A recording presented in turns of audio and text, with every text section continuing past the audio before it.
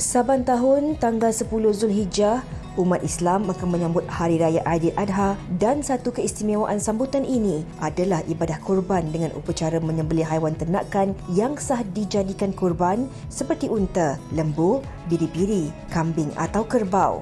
Ibadat korban amalan yang sangat dituntut dalam Islam, bertujuan mendekatkan diri pada Allah bermula pada hari Aidiladha iaitu 10 Zulhijjah dan 3 hari Tashrik iaitu pada 11, 12 dan 13 Zulhijjah. Ibadah korban memupuk sikap peduli dan prihatin terhadap masyarakat dengan mengagihkan sebahagian daging korban kepada golongan kurang bernasib baik. Bagi mengekalkan kualiti daging sentiasa terjaga, antara cara penyimpanannya adalah dengan menyimpan daging di peti sejuk beku dan tidak perlu dibasuh terlebih dahulu.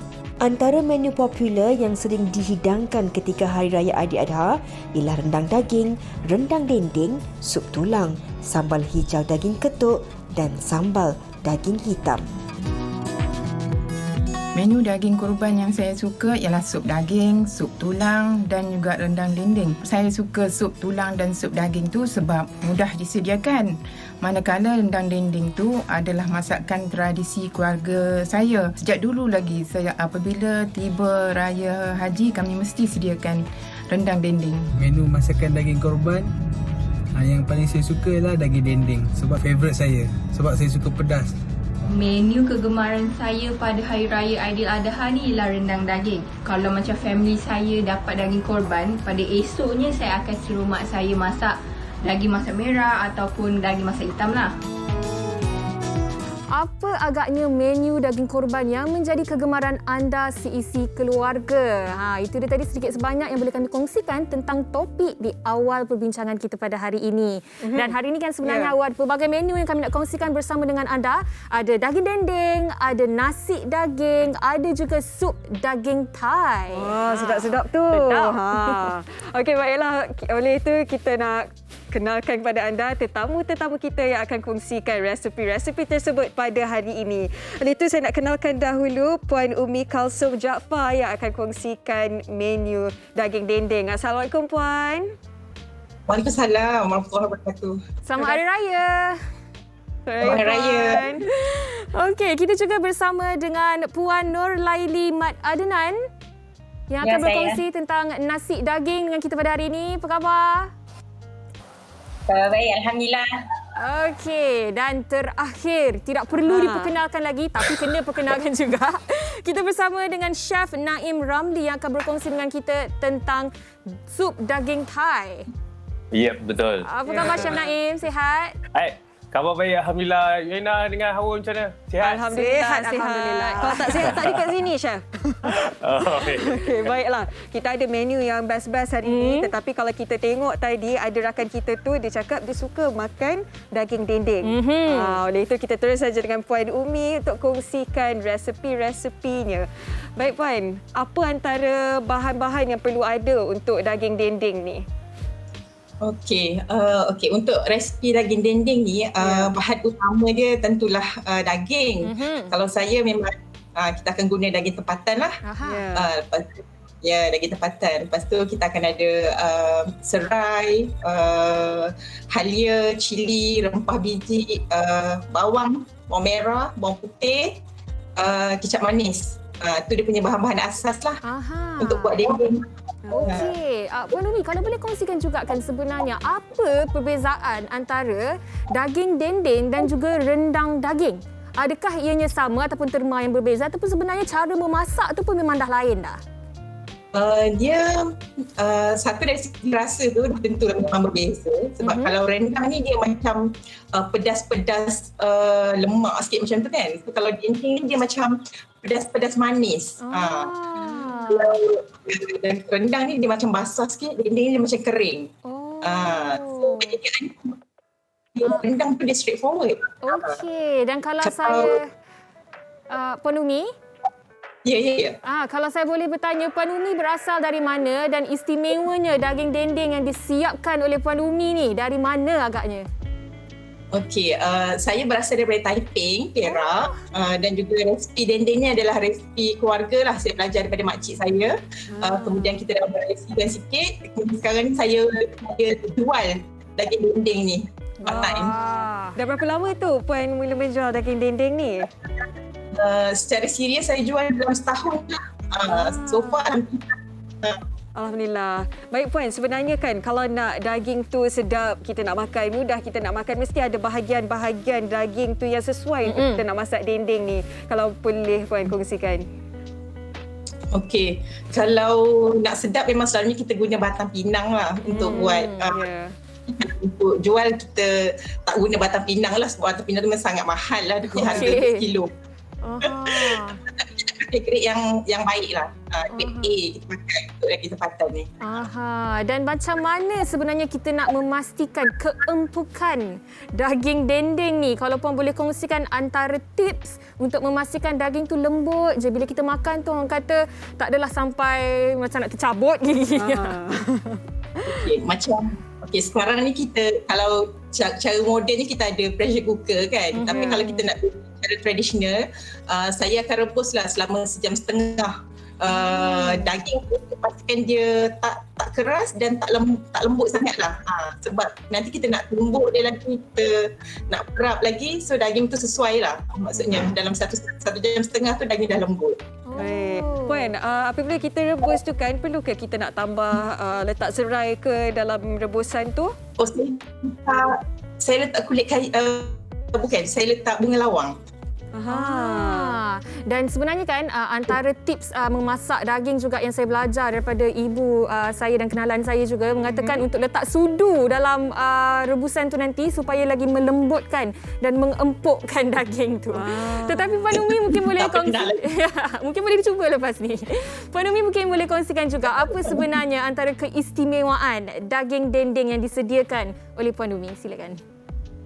Okey, kalau daging dendeng ni, dia yang istimewa dia nak buat dia ni memang rumit lah dan juga kena teliti. Sebab daripada kita rebus daging, kita potong daging, kita tumbuk daging, perap, goreng, dan yang tambah sedap tu sebab kita masukkan bawang putih goreng dan juga bawang merah goreng.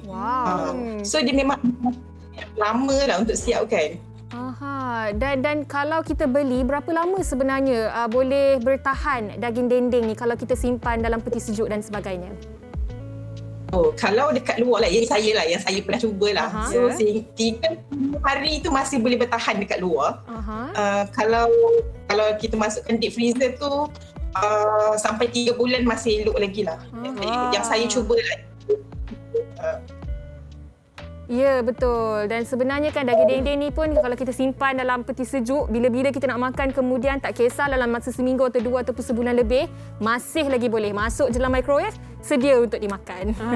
Dan biasanya Kak Uyana, chef-chef ni dia ada rahsia-rahsia dia. Kita nak tahu daripada Puan Umi kan, apa rahsia Puan Umi yang membuatkan daging dendeng Puan Umi ni memang ekstra sedap berbanding yang lain? Ya, kalau dari segi penyediaan tu memang basically kita lebih kurang je. Cuma kalau saya masak tu memang kita masak tu macam nak makan sendirilah. Memang kita takkan kedai bahan, kita memang memang masak dengan penuh kasih sayang. Macam tu yang saya makan. Penjual begini sebenarnya yang saya sangat-sangat suka. Nak menjual kepada orang seperti yang nak dimakan sendiri. Okey, untuk sekarang ni kan masih lagi berada dalam tempoh Hari Raya Aidiladha. Adakah tempahan masih lagi dibuka ataupun sebenarnya dah habis dah? Kalau nak tempah kena tunggu lepas raya nanti ke macam mana Puan Umi?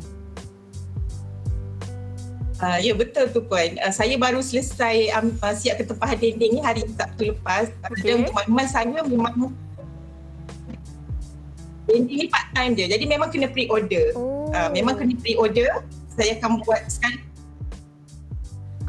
Okey, baik Puan Umi boleh kongsikan laman media sosial seperti Instagram ataupun Facebook untuk penonton-penonton WHI? Okey, kalau sesiapa yang berminat lah nak try daging dendeng daripada Kok Miss Kitchen, boleh follow IG saya, Kok Miss Kitchen. Dan kalau nak order, boleh WhatsApp saya. Ada link di IG sebab saya buat secara part time. So kena pre-order dulu.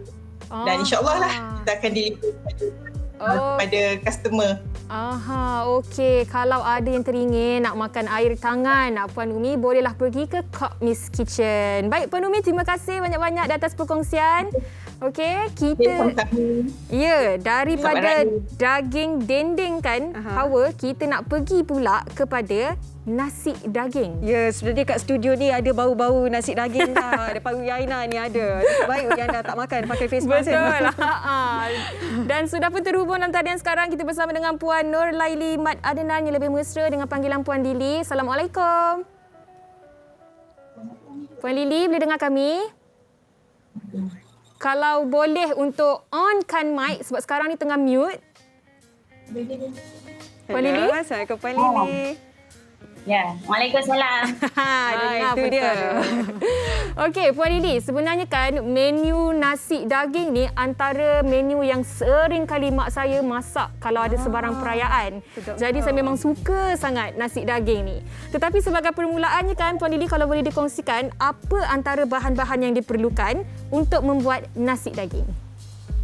Bahan-bahan dia beras basmati. Okey. Beras basmati, rempah nasi daging, bawang halia, bawang putih, tu yang biasalah. Dia punya apa? Untuk nasi kita biasa kita guna rempah lah, yang penting tu rempah dia order, kita memang order direct Penang punya. Itulah dengar. Slang Puan Lili ni pun kita dah tahu dah orang utama. Ya. Baik Puan, mudah tak sebenarnya nak masak nasi daging ni? Biasa memang kita dengar nasi daging ni kan, tapi ada yang belum mahir lagi. Tapi sebelum dia nak cuba, dia nak tahu susah ke senang nak buat nasi daging ni? Tak susah sebenarnya kalau kita dah biasa kan. Cuma kita kena pastikan daging tu lah. Daging tu masak. Betul kan? Biasa macam tadi Cik Umi cakap batang pinang kan? Ya. Batang pinang memang best. Bila kita masak sedap, dia lembut kan. Itulah memang biasanya kalau tanya sesiapa pun memang daging batang pinang menjadi pilihan. Tetapi selain daripada itu kan, sebab tadi Puan Umi pun kata daging batang pinang ni agak mahal. Bahagian lain yang mana sedap juga kalau kita masak nasi daging? Ya. Puan Lili? Ya. Selain daripada batang pinang, bahagian mana lagi yang sesuai ataupun sedap kita nak masak nasi daging ni Puan? Ada yang bahagian daging yang campur dengan lemak, itu pun sedap. Sampai suka buat lemak yang lembut-lembut. Betul. Sedap. Bahagian yang ada lemak tu bila kita makan dengan air asam memang best. Betul. Air asam memang gunya kalau kita makan nasi daging ni. Okey, sekarang ni adalah persiapan untuk membuat nasinya pula, betul?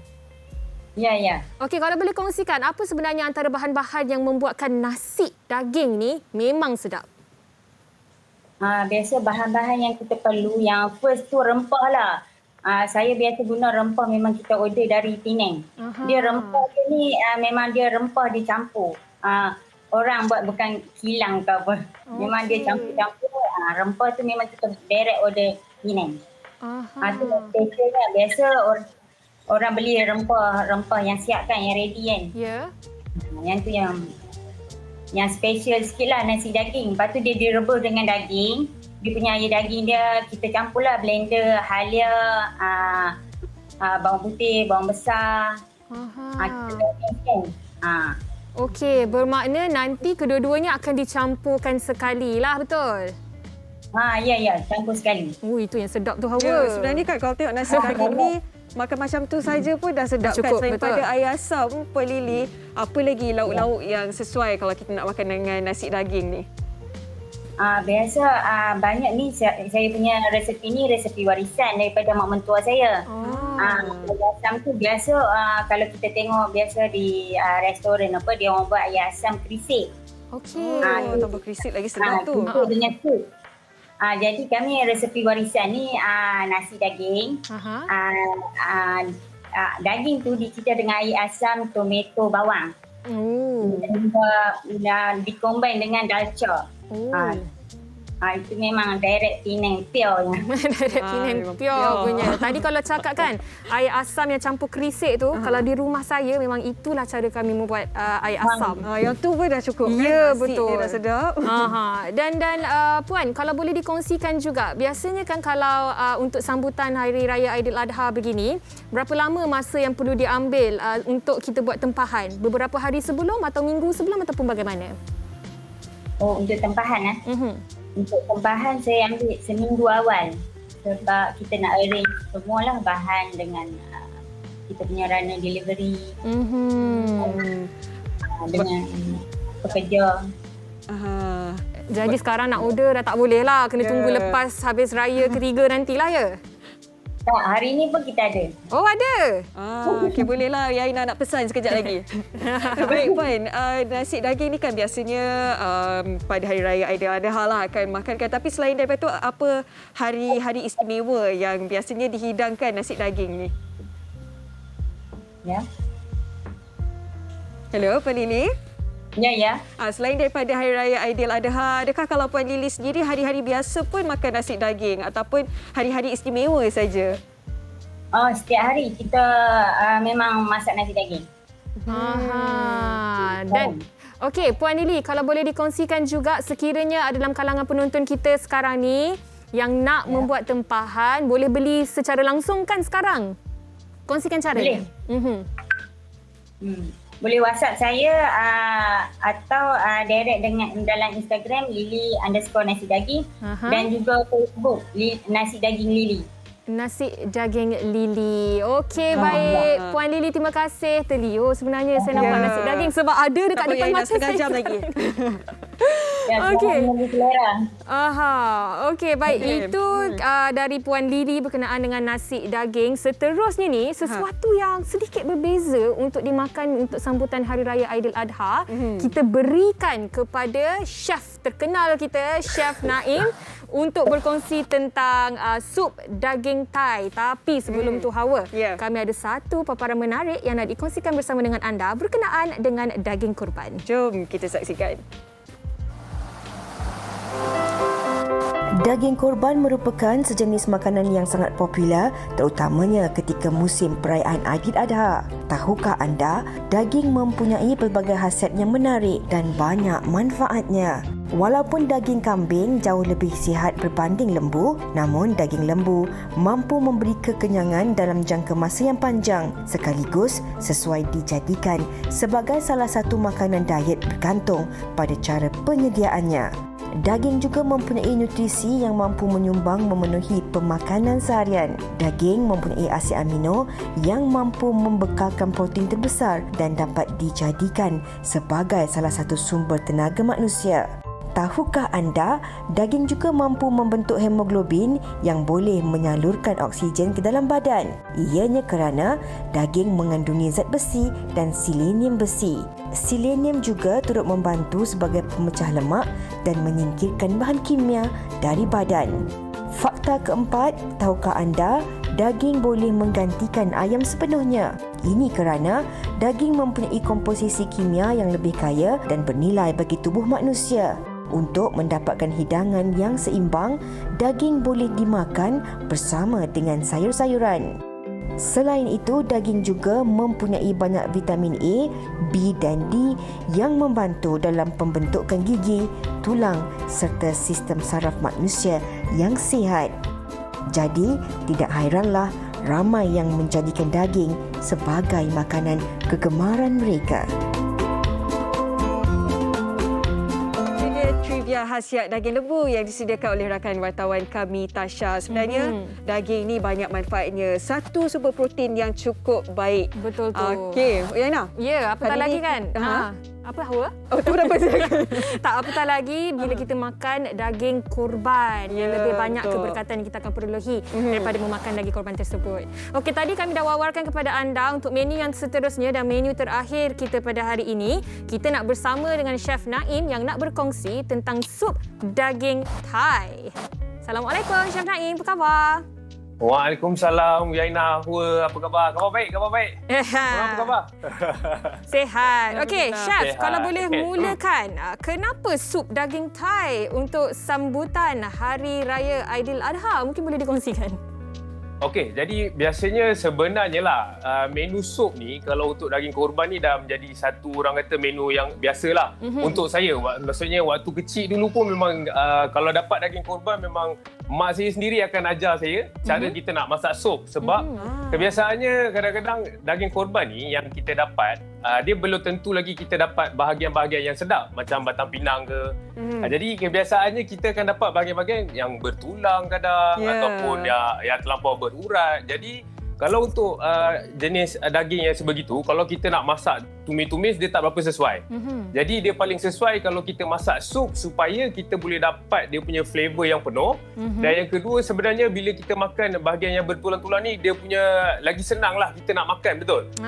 Sebab bila kita dah rebus dia lama dia akan jadi lebih empuk. Jadi lebih sedap sebenarnya kalau kita jadikan hidangan daging ni untuk kita jadikan sup.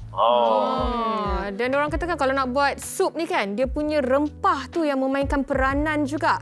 Tapi untuk buat sup daging Thai, apa sebenarnya antara bahan-bahan yang membezakan dengan sup daging biasa? Okey, Viana.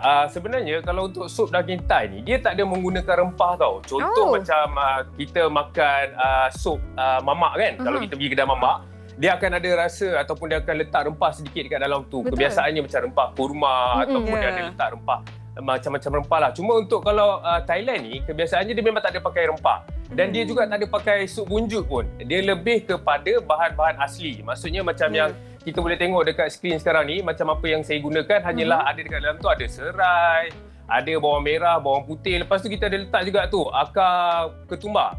Okey, kemudian okey, jadi sebenarnya untuk resipi ni juga kadang-kadang orang rasa macam kalau nak masak sup kena ada sup bunjut, kena ada rempah sup. Sebenarnya bagi saya dia tak perlu sebenarnya, dia bergantung pada cita rasa lah. Yang paling penting sekali adalah dari segi cara kita masak tu dan juga bahan-bahan yang kita gunakan. Macam sekarang ni lepas saya dah masukkan semua bahan-bahan saya, ada cili padi, ada serai, lepas tu ada akar daun ketumbar. Kita tumis. Tumis dia sampai dia betul-betul layu, sampai dia caramelize, betul-betul layu, baru saya masukkan daging, nampak? Kemudian saya masukkan daging. Okey, ada orang kadang-kadang dia suka masukkan air, masukkan daging, dia rebus macam tu.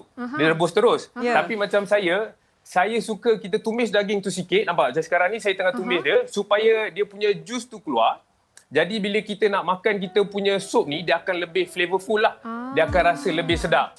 Sebab tu saya akan tumis. Biasanya saya akan tumis lah. Kalau saya nak buat sup ayam ke daging ke sama juga. Saya akan tumis dia sampai dia betul-betul dia dah masak. Lebih kurang separuh masak macam tu. Dia punya jus semua dah keluar. Macam sekarang jus dia dah keluar. Barulah kita akan masukkan air. Jadi dekat sini dia punya rasa tu akan lebih sedap dan dalam masa yang sama sebenarnya daging tu akan empuk jugalah. Maksudnya tak adalah kita masukkan air, masukkan daging kemudian kita nak kena tunggu dia lama kan. Macam sekarang ni bila kita tumis dalam masa yang sama proses yang menumis daging ni sebenarnya dia akan membuatkan daging tu empuk. Itulah dia. Ngam betul lah tips yang Chef Naim kongsikan ni. Ngam sangat-sangat. Biar daging tu relax dulu. Baru tak bahaya. Biasanya kan Chef kalau makanan Thai ni memang ada pedasnya, ada masam manisnya kan. Rasa sup daging Thai ni macam mana? Kalau yang tak pernah rasa jadi, ni.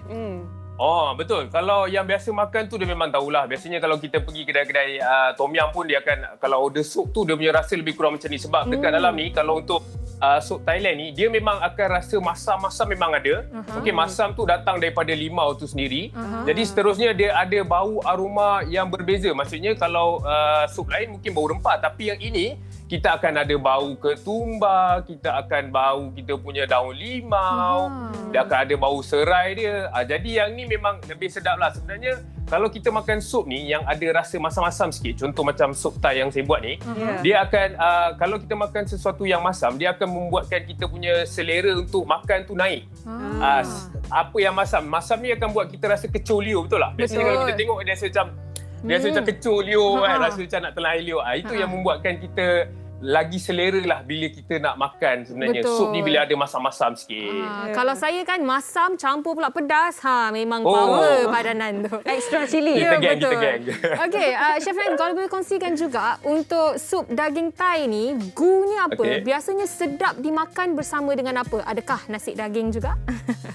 Okey, jadi sebenarnya untuk sup daging Thai ni, Yaina dengan Hawa, dia terpulang kepada kita nak makan dengan apa pun. Cuma yang saya buat ni sebenarnya, tengah hari tu saya makan dengan nasi. Oh. Untuk malam saya rebus mihun sikit, kemudian saya makan dengan sup ni. So dia jadi macam mihun Multi-purpose, sup kan? lah macam tu. Ya, betul. Jadi sebenarnya dalam masa yang sama hidangan sup ni dia boleh tahan lama dan dalam masa yang sama sebenarnya kita boleh perhangat-perhangatkan dia dan kita boleh makan macam tu saja pun boleh sebenarnya sebab dekat dalam tu pun kita punya kentang dan juga kita punya carrot yang menggantikan karbohidrat kita. Selain daripada nasi tu kita ada kentang. Jadi kita boleh makan begitu saja pun dah boleh dah. Kalau rasa yang macam nak diet juga, nak macam rasa macam nak kurangkan makan, boleh cicah dengan roti. Biasanya pun roti pun jadi sebenarnya untuk Sedap makan juga, snack-snack malam. Sedap. Jadi di Ngam Cafe, adakah menyediakan sajian sup daging Thai ni? Wow, okey. Ngam Cafe tak ada menyajikan sup daging Thai ni, tapi kita ada lagi menu-menu yang berbeza. Okey, contohnya macam kita punya laksa Sarawak, kita punya mi kolok pun ada. Lepas tu kita punya pasta tom yum. Okey, kita ada masak lemak pasta juga. Jadi kita ada puyuh teriyaki. Jadi basically dekat Ngam Cafe ni dia macam fusion dengan lagi satu dengan pengalaman saya kerja hotel dulu, lepas tu dengan pengalaman kita pergi syuting negara-negara orang. Jadi ada beberapa menu yang kita bawa masuk dekat Ngam Cafe ni supaya kita punya peminat yang suka nak makan ke apa kan, dia boleh datang sendirilah dekat Ngam Cafe ni. Ngam. Memang ngam. Ngam. Menu-menu dia kan. Ya. Chef, tadi bila Chef kongsikan tentang sup daging Thai tu ada letak kentang, ada letak carrot, tetapi mereka yang sukakan sayur-sayuran, sayur apa yang sesuai kalau kita nak letak dalam sup tu? Okey, jadi untuk sayur lah kan. Biasanya kalau orang letak sayur dekat dalam ni, ada juga yang masukkan kobis dekat dalam ni. Lepas tu ada juga yang masukkan jagung, kita boleh masukkan jagung ataupun sayur-sayur keras sikit macam brokoli pun kita boleh masukkan kat dalam ataupun kobis bunga. Jadi kalau kita masukkan semua sayur-sayur kat dalam ni, senanglah juga. Kadang-kadang saya faham anak-anak kecil ni kalau kita masak sayur saja kat sebelah pun dia tak suka nak makan juga kan. Tapi bila kita campurkan semuanya sekali kat dalam tu, kita akan dapat khasiat daripada daging, kita akan dapat khasiat daripada sayur tu sendiri. Jadi bila dia hirup kuah tu saja pun dah cukup memberikan vitamin lah kepada anak-anak kecil yang baru nak makan. Betul. Dan boleh dikatakan juga sup daging Thai ni adalah menu yang lengkap sebab ada semua keperluan nutrien di dalamnya. Okey, Chef Naim, di hujung-hujung ni kan mungkin nak kongsikan apa sebenarnya antara social media yang ada kalau dalam kalangan penonton sekarang ni yang nak mengetahui lebih lanjut lagi antara perkongsian masakan oleh Chef Naim. Silakan. Okey, jadi kalau anda sendiri, saya faham sekarang ni banyak masa kat rumah kan. Kalau rasa macam nak belajar menu-menu yang simple, yang mudah-mudah, anda boleh follow saya dekat Instagram, Chef Naim, CHEF NAEM, ataupun boleh terus pergi dekat saya punya Facebook, Chef Naim juga, CHEF NAEM. Dan untuk kalau rasa macam nak order, nak pesan makanan yang sedap-sedap, yang ngam-ngam, boleh pergi dekat Ngam Cafe punya IG, ataupun boleh terus DM saya lah dekat Instagram. Nak makan apa? Saya sendiri hantarkan. Baik. Terima kasih banyak-banyak kepada Chef Naim atas perkongsian resipi itu tadi. Terima kasih juga kepada Puan Dili. Sama-sama. Dan juga Puan Dili. Terima kasih semua tetamu di atas perkongsian pada hari ini. Selamat Hari Raya. Stay safe, stay home. Selamat Hari Raya. Bye.